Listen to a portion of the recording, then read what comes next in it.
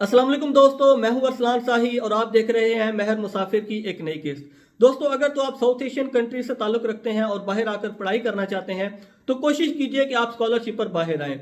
Europe, Australia, Canada, USA वगैरह में अगर आप सेल्फ फाइनेंस पर आकर पढ़ते हैं तो आपका बहुत सारा खर्चा जो है वो सिर्फ फीसें पूरी करने में ही लग जाता है। अगर आप ये सोचकर आते हैं कि मैं यहाँ आकर अपनी फीस कमा कर फीस पूरी कर लूंगा तो फिर उससे आपका ज्यादा टाइम जो है वो कमाई में लग जाएगा और आपकी पढ़ाई मुतासिर होगी। तो इससे बेहतर यह है कि आप स्कॉलरशिप पर बाहर आए। आज की वीडियो में आपको एक ऐसी ही अपॉर्चुनिटी के बारे में डिटेल से बताऊंगा।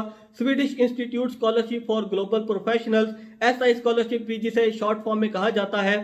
स्वीडन में ये स्कॉलरशिप स्वीडिश गवर्नमेंट की तरफ से दी जाती है। इसकी क्या रिक्वायरमेंट्स हैं, इसके क्या फायदे हैं, इसमें क्या क्या बेनिफिट्स आपको दिए जाते हैं, आज की वीडियो में डिटेल के साथ आपको बताऊंगा। तो आइए आज की वीडियो शुरू। ऐसा स्कॉलरशिप के लिए अगर सीजीपीए की बात की जाए तो सीजीपीए की कोई रिक्वायरमेंट नहीं है, लेकिन अगर आपका सीजीपीए ज्यादा होगा तो उससे आपकी एप्लीकेशन की जो वर्थ है वो बढ़ जाएगी। वो क्या कहते हैं कि first impression is the last impression. तो अगर आपका सीजीपीए अच्छा है तो आपकी जो एप्लीकेशन की इवैल्यूएशन है वो आपको बहुत ज्यादा हेल्पफुल होगा उस सीजीपीए का ज्यादा होना। तो सीजीपीए की ये तो बात होगी कि सीजीपीए की कोई लिमिट नहीं है कि आपका सीजीपीए कम है या ज्यादा है, ये मैटर नहीं करता। ऐसा स्कॉलरशिप की एक रिक्वायरमेंट ये है कि आपका 3000 घंटे का प्रोफेशनल वर्क एक्सपीरियंस होना चाहिए। अब 3000 घंटे का प्रोफेशनल वर्क एक्सपीरियंस कैसे काउंट किया जाता है? वो ऐसे काउंट किया जाता है कि फॉर एग्जांपल आप हफ्ते के 40 घंटे काम करते हैं, एक वीक में आप 40 घंटे काम करते हैं और एक साल में आप 50 वीक्स काम करते हैं। तो 40 मल्टीप्लाई बाय 50 ये कितना हो गया? 2000 घंटे। अब ये 2000 घंटों में इसी तरह आप काउंट करते जाएंगे, कुछ वीक्स और ऐड करेंगे। प्रोफेशनल वर्क एक्सपीरियंस आप अपनी जॉब से भी काउंट कर सकते हैं। इसके अलावा अगर आप कहीं पे वॉलंटियर काम करते हैं, किसी एनजीओ के साथ या किसी और ऑर्गेनाइजेशन के साथ आप वॉलंटियर भी काम करते हैं, पेड या अनपेड इंटर्नशिप्स पे भी काम करते हैं, तो वो भी आपका काउंट हो सकता है। अगर आप फ्रीलांसर काम करते हैं तो आपका फ्रीलांसिंग का एक्सपीरियंस भी काउंट हो सकता है। अगर आपका फैमिली बिजनेस है तो आप अपने फैमिली बिजनेस का भी वर्क एक्सपीरियंस जो है उसको कैलकुलेट करके उसको ऑथराइज करवा के आप वो भी उसमें एड अप कर सकते हैं और वो भी एलिजिबल होगा। एक बात वादे करता चलूं कि ये स्कॉलरशिप सिर्फ मास्टर्स के लिए है, ग्रेजुएशन के लिए नहीं है। अगर मास्टर्स की भी बात की जाए तो सिर्फ एक लिस्ट ऑफ प्रोग्राम्स है जिसके लिए स्कॉलरशिप अवेलेबल है। हर मास्टर्स प्रोग्राम के लिए स्कॉलरशिप अवेलेबल नहीं है। मैं लिंक डिस्क्रिप्शन में डाल दूंगा, आप उसमें डिटेल से चेक कर सकते हैं। आप डायरेक्ट वेबसाइट पे भी जाके चेक कर सकते हैं कि कौन कौन से ऐसे मास्टर्स प्रोग्राम हैं जिनके लिए ये स्कॉलरशिप अवेलेबल होती है। बहरहाल मेरे ख्याल में बहुत से ऐसे स्कॉलरशिप के बहुत से ऐसे मास्टर्स प्रोग्राम हैं जिनके लिए स्कॉलरशिप अवेलेबल है। आईटी के हो गए, बिजनेस के हो गए, उसके अलावा हेल्थ प्रोफेशनल्स के लिए भी बहुत से प्रोग्राम्स आते हैं। तो आप उनको डिटेल्स के साथ चेक कर सकते हैं कि आपका प्रोग्राम उसमें शामिल है या नहीं है। अब अगर इस स्कॉलरशिप के बेनिफिट्स की बात की जाए तो इस स्कॉलरशिप में आपको एक तो आपकी फीस माफ हो जाती है, आपको किसी किस्म की कोई फीस नहीं देनी पड़ती। अगर फीस की बात की जाए तो स्वीडन में 60,000 से लेके 70,000 80,000 तक भी आपको यहाँ पे फीस देनी पड़ सकती है अगर आप सेल्फ फाइनेंस पे आते हैं। लेकिन अगर आप ऐसा स्कॉलरशिप पे आते हैं तो आपको फीस की कोई हद नहीं होती, आपकी फीस ऐसा स्कॉलरशिप की तरफ से प्रोवाइड की जाती है। उसके अलावा आपको महीने का खर्चा चलाने के लिए 12,000 एसई के स्वीडिश क्रोन 12,000 आपको स्टाइपेंड भी दिया जाता है मंथली।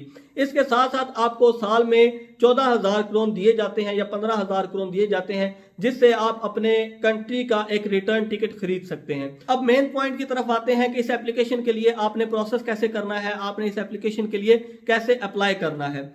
universityadmissions.se इस वेबसाइट पे जाके आपने अपना एक अकाउंट बना लेना है।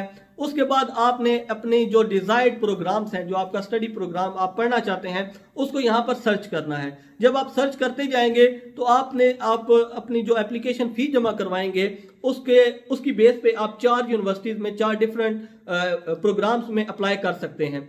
टोटल 4 डिफरेंट प्रोग्राम्स में आप अप्लाई कर सकते हैं। वो एक यूनिवर्सिटी के भी हो सकते हैं, 2 यूनिवर्सिटी के भी हो सकते हैं। जब आप 4 प्रोग्राम्स में अप्लाई कर लेंगे तो जो आपका डिजायर्ड प्रोग्राम है उसको आपने टॉप पर रखना है। आपने रैंकिंग बना लेनी है 1 2 3 4। तो जो आपका मेन प्रोग्राम है, जो आप पढ़ना चाहते हैं, जिसके लिए आप ऐसा स्कॉलरशिप लेना चाहते हैं, उसको आपने टॉप पे रखना है। तो ये एप्लीकेशन जो है ये 17 अक्टूबर से लेके 15 जनवरी तक हर साल ओपन होती हैं। अगर 2024 की बात की जाए तो ये 17 अक्टूबर 2024 को एप्लीकेशंस ओपन होंगी।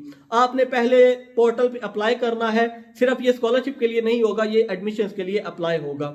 उसके बाद नवंबर या दिसंबर में जाके एसआई स्कॉलरशिप की एप्लीकेशंस ओपन हो जाएंगी। याद रखिए कि आपने प्रोग्राम के लिए पहले अप्लाई करना है, उसके बाद आपने एसआई स्कॉलरशिप के लिए भी अप्लाई करना है। अब डॉक्यूमेंट्स कौन से रिक्वायर्ड हैं, वो हर यूनिवर्सिटी की अपने अपने रिक्वायरमेंट होती है। वो अपनी यूनिवर्सिटी का जब आप प्रोग्राम ओपन करेंगे तो उसमें आपको डॉक्यूमेंट्स की एक लिस्ट मिल जाएगी जो कि यहाँ पर रिक्वायर्ड होंगे। तो वो आपने डिटेल के साथ देख लेना है कि कौन कौन से डॉक्यूमेंट्स रिक्वायर्ड हैं और आपने उनको थॉरोली प्रिपेयर कर लेना है। तो जब आप ऐसा स्कॉलरशिप के लिए भी अप्लाई कर लेते हैं तो मार्च और अप्रैल में आके रिजल्ट्स अनाउंस होना शुरू हो जाते हैं। At the end of the April, like अगर आप 2024 के अक्टूबर में अपना एप्लीकेशन प्रोसेस स्टार्ट करते हैं तो अप्रैल 2025 में जाके आपके जो एप्लीकेशन होगी उसका रिजल्ट अनाउंस हो जाएगा और उसके बाद आप वीजा के लिए अप्लाई कर सकते हैं। तो अगर आपको ऐसा स्कॉलरशिप मिल जाती है तो आपका जो वीजा का प्रोसेस है वो बहुत ही ज्यादा ईजी हो जाता है, आपको वीजा मिलने के चांसेस बहुत ज्यादा हो जाते हैं।